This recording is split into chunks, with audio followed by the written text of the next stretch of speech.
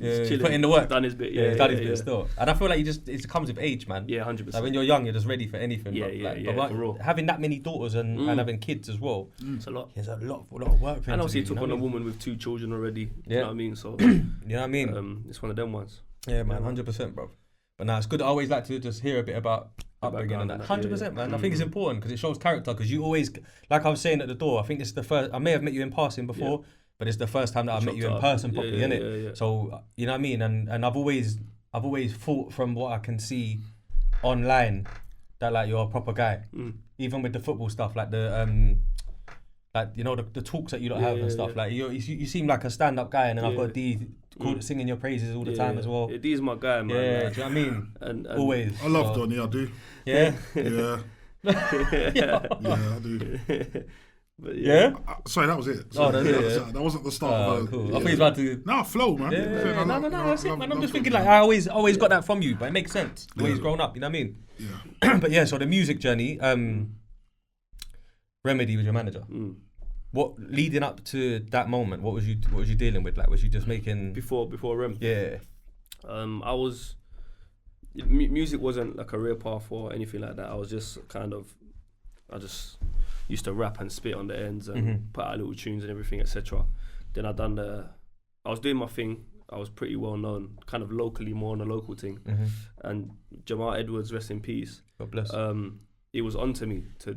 I have to go here to be able to answer your question. Yeah. Do you think? Yeah, he was onto me about coming to do an F64.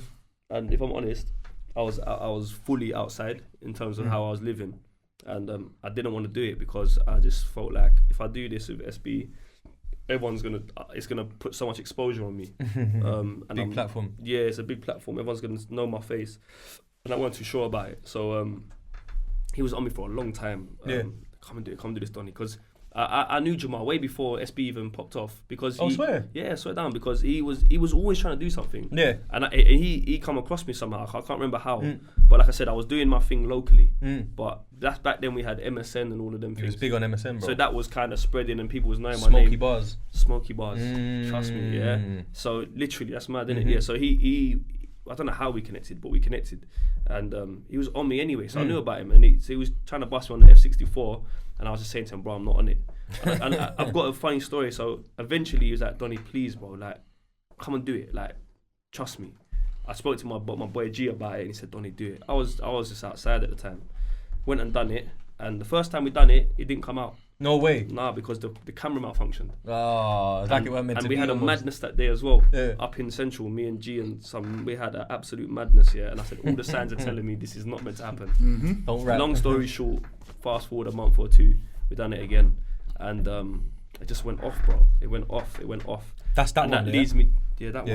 Yeah, that leads me to the Rem situation, because Remedy was like a celebrity where I'm from. Do you know what I mean? He was from Deptford, Essentials. I remember when I went People's Day with a man there, I was 30 man deep on a cruddy one, yeah. And I see Remedy, I was like, whoa, like, fuck, Remedy. You know? There's Rema, do you know what I mean? So I used to roll with his little cousin. So we used to go to Deptford a lot. And then I remember I bumped into Remedy one time. I was with his cousin, young Rem. And it's funny because that's when I first interacted with Remedy. It was on Deptford High Street. And he came on a mad one, like, hey, why are you here? Why are you round here for? Because his cousin like me was from Grove Park. We're not from Deptford. So he's telling his cousin, go, man. Yeah, like, go Deptford was the jungle. Yeah, 100%. There's nothing positive here. Way more greasier. He's like, get out. Why are you man doing it? Do you know what I mean? Anyway, done the SBTV and Remedy hit me up. So like I said, I looked up to Rem. He was someone serious. He's like, come link me, let's chat. We linked up. And the first thing he said to me, have you got beef with anyone? Kind of thing. Just to figure out what's going on, where I'm at in my life. Where he wants to take on the headache or not. Do you know what I mean? And then, bro, like, big up Rem, he really guided me, bro. And he's like, look, I want to come in and help you with what you're doing. And he did. He sorted me out a lot of situations. He done a lot for me, bro. That's interesting though, because I didn't know that you had actually went and done the SB on your own. Yeah, I done it on my own, bro. That makes sense. But then he came in and really guided me, bro. I wouldn't have known what to do. I wouldn't know how to make a mixtape. I was just my boy had a studio in his yard. I just go and rap sometimes. But Remedy came in with a little bit of structure, and he said we're gonna do an EP. Yeah. Introduced me to Zion. Ended up meeting people like Gully and yeah, man, I'll give Remedy done a lot for me still. He's a networker, isn't he? Yeah. To be fair, even from back in the day, he was always seen as like the spokesperson for Essentials and that. Yeah, he's very If there was a DVD, it was him that was going to talk. Yeah, I learned a lot from him. I learned a lot. way back. That's true still. And then even in them kind of ends as well, you had like, I think that studio that I went to link them in once. Tyrone, do you remember Tyrone? Total? From? They're from over these sides, but they had a studio over there.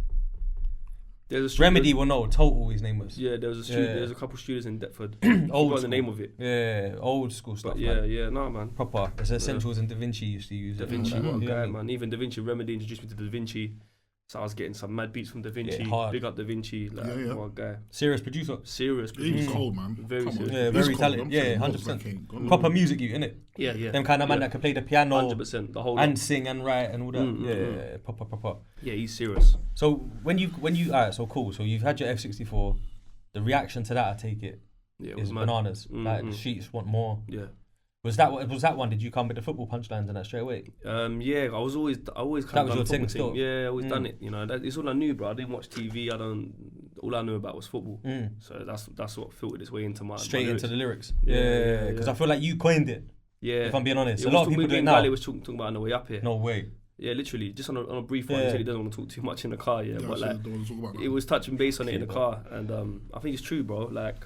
It's your thing, bro. I'm not gonna lie. I've done the football, and I think I delivered it well. I don't think I was lazy with it. I think I would always try and make sure I wasn't just saying something like, "Oh, I'm on the wing like Beckham," like it's lazy, innit? I'd always try and bend it like Beckham with that. Why for that? I know what you're saying, though. You get me? Yeah, I'd always try and be them bait ones, bro. Yeah. You get me? I try and be intricate with it. Yeah, you used to tee it up in a way where it was like the punchline would be sharp, like it would be something, and then it'd hit him. Do you get me on the fourth bar or the eighth bar? Do you get it? But you definitely coined that because I honestly can't remember anybody before that like made a substantial amount of music doing that. Yeah, there might have been a little one here, whatever. You get it? But that was your thing, bro. And then ever since, I'm not gonna lie, I'm not saying they. I can't stop hearing them. Every 2 minutes. I think the thing with football references, right, is that I think it's one of the things that it just brings together people. Like, we're all British, bro. Yeah, like a culture thing, like it's a proper British reference, you know. But it was about time someone done it because bruv, you know our age group growing up, all we listen to is like American music, So we're hearing that man like Fabulous with the jerseys on. That's right. And he's talking about like Kevin Garnett and whatever and Red Tete. So we don't know unless you. Yeah, Because I was guy in America and I know you like ball. You probably knew the players. I mean, what? Basketball. Alright. Broski, we're on a grown thing, you know. You're drinking Wagwan, you know. You're drinking the War Greasy. You get me? We're on a grown thing. But yeah, unless you like, and you'd hear Fabulous and that, definitely like. Yeah, no, facts. For real, like. Facts. Tony Yayo would do it. Lloyd Banks done it a lot. That punchline era. So when you done it over here, I thought, bro, this makes sense to man. Do you get it? If you're not a football fan, you might struggle to understand a couple bits and bobs and that, but you'll get it. You'll get the gist of it. Do you know what I mean? So, I wonder how many shares that you got in Foroducci after you